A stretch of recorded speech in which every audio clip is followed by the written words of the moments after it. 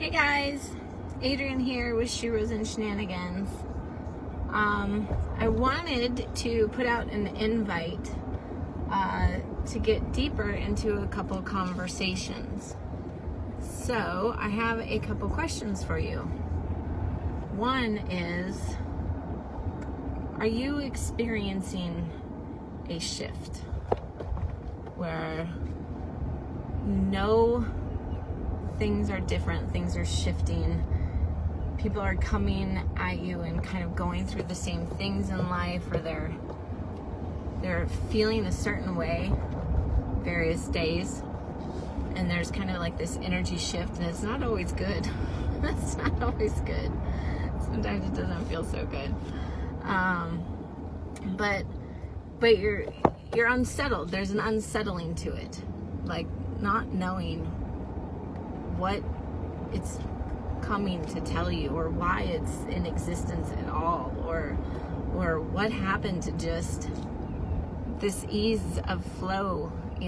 Sometimes there are these greater hills in the roller coaster that we're going up and down.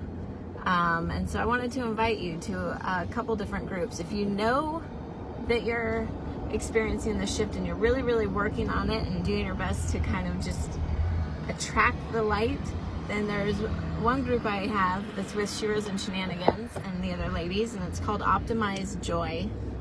And then there's another group where if you're not really sure, you feel something and there's a curiosity about it, but it's hard to handle, man. Some of those lows are really, really low, and they're somewhat hard to get through because the light can't even be seen yet. The light at the end of the tunnel, right? It's kind of even just hard to find that from time to time. So if you're experiencing that, then there's another group that's called Breakthrough Invisible Barriers.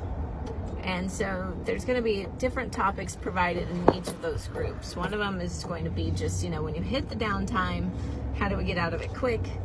And the other one is more like, if you've hit the down and you have no idea what it's really telling you, then we kind of need to break through that barrier and figure out what the listening needs to be of it. So feel free to reach out to me if you're interested in either one of those groups. And while I'm driving, then let's see,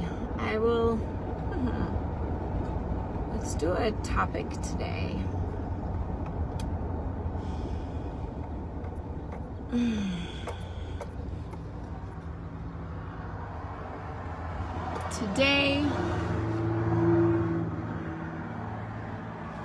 Today, let's talk about shame.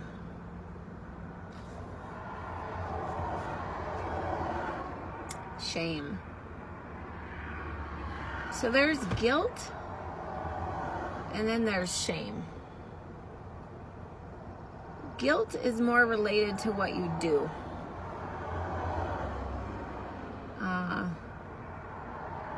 Things that you do, whether or not you label them good or bad, or if they work or don't work.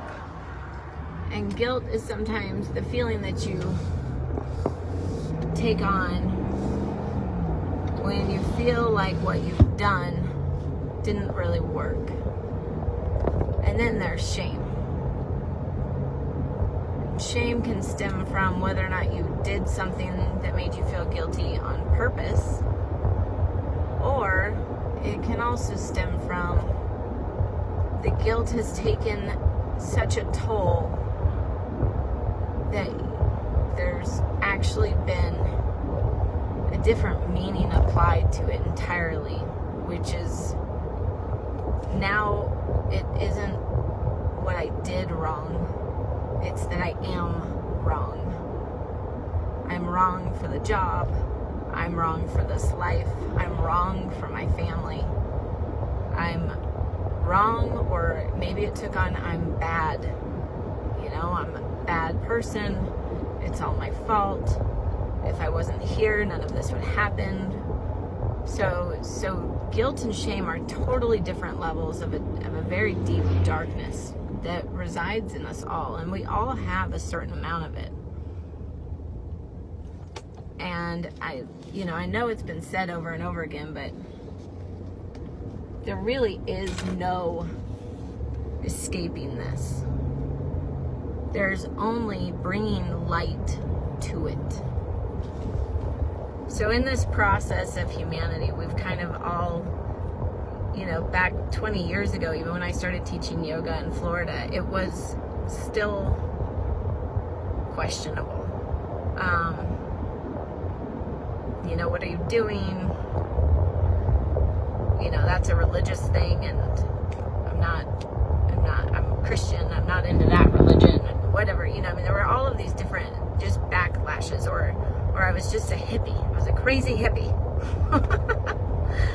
So anyway, and so far, within the last 20 years, it's really expanded. It's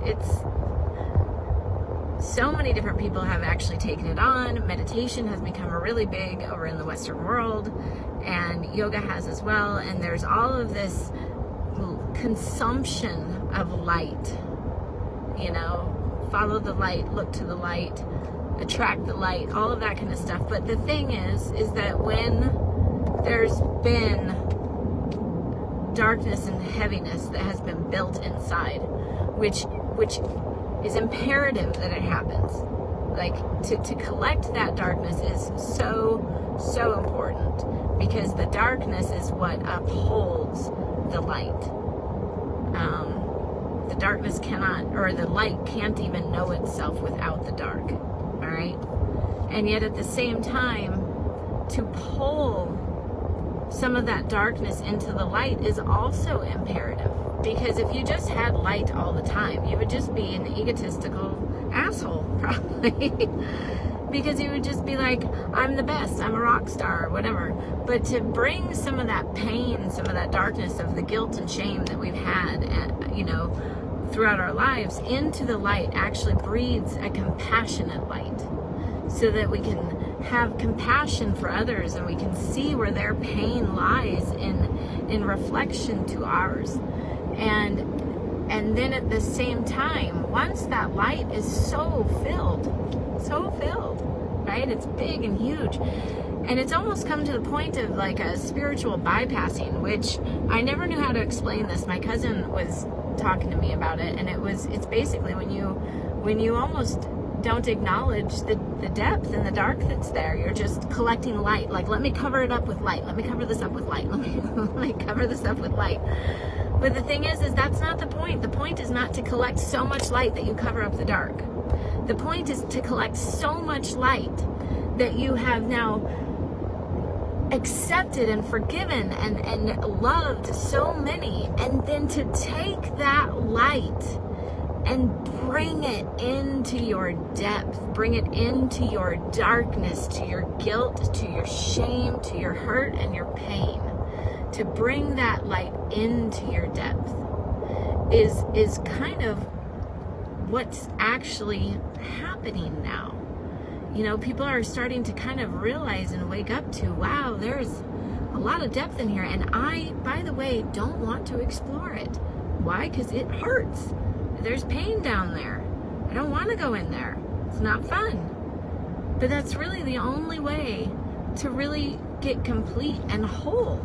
To really be whole as a person is to actually bring some pain into the light, so that the light can be compassionate, and bring some of the compassion into the dark, so the dark can be forgiven. And without both of those running, then we cannot express ourselves wholly or fully, and that is what is so important. And it's hard bringing the light into those depths, because it's a lot of inner work. But the thing is it doesn't have to be that hard, and it doesn't have to take that long. And the thing that takes the longest and the thing that is the hardest is accepting that you're experiencing it. Removing the denial that it exists. That's the hardest thing, and that's what takes the longest, is is the unwillingness to really say, you know what, everything might look great on the outside. I've got everything that I want. You know, I've been as successful as I possibly can, and I'm making all of this money, and I have all these toys, or, you know, great wife, great husband, great kids, or whatever. Like, so many different things that you look around and go, you know what, I'm so thankful. I'm so thankful for all of this. And that's great. That's wonderful to be so thankful for all of that. But at the same time, are you actually, with that gratefulness and thankfulness, are you actually covering up something? Is there something that you're really not wanting to look at, that you're not really accepting yet, or that you're not willing to admit that maybe internally, while everything might look excellent on the outside, internally, there's something in here that's kind of nagging at me still? If that's you, then join me. Let's open up some conversations about that, you know? Just send me a message or write on the page and just let me know that you'd like to be part of the group, you know? And let's start having some conversations about it, because it's really important to explore that, because that is what's stopping you from feeling free every moment of every day. It's really the thing that's stopping you from getting out there and really playing at life again, like it's a very fun, exciting game, the best game we have. You know, so yeah, hit me up, let me know, because it took some time, you know. I've hit a couple of those low points, and the thing I will say is that it's so nice to actually, you know, be able to kind of connect and share stories, because you end up realizing that this is all it's just a process, and there's no right or wrong to it. There's no good or bad to it, and you don't have to do it alone. You know, we can have conversations about it and share stories and find the fun in it again, because, you know, getting in there and really going through all of that mess is actually like, wow, that was actually kind of fun. I mean, it sucked a little bit and it hurt a little bit, but it was fun to get to know me on that level. You know, some of those things that just maybe I've been spiritually bypassing about myself, not really wanting to admit that there's a bit of icky, low-lying, and maybe that low-lying icky is holding me back at what I really wanted to do with my life, what I really came here to do with my life, or, you know, holding me back from just really loving my life, you know, not just collecting things, but actually having the ability to enjoy them as well. All right, I'll see you guys later. Have a good one.